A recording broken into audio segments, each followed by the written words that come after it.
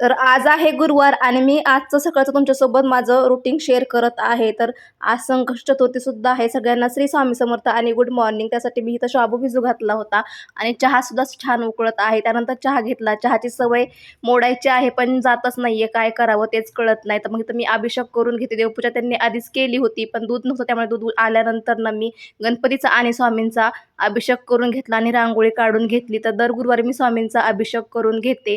त्यानंतर मी इथं भगर केली होती आणि भगरीसोबत खाण्यासाठी शेंगदाण्याची आमटी केली होती.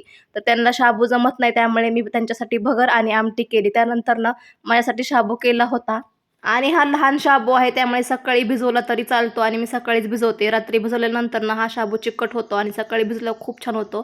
तर खूप छान असा शाबू झाला होता. त्यानंतर ना मग देवाला नैवेद्य दाखवला आणि मग शौरीने आणि मी दोघांनी आम्ही शाबू खाऊन घेतला आणि त्याला सुद्धा टिफिनला ना शाबूच न्यायचा होता. त्यामुळे मी आज शाबूच त्याला टिफिनला दिला होता आणि तो स्कूलला सुद्धा निघाला होता. 11:15 वाजले होते. शौर्यची दुपारची स्कूल असते आणि आज युनिफॉर्मला सुद्धा सुट्टी होती. चला भेटूया उद्याच्या ब्लॉगमध्ये. तोपर्यंत सबस्क्राईब, लाईक, शेअर, कमेंट्स करा. बाय.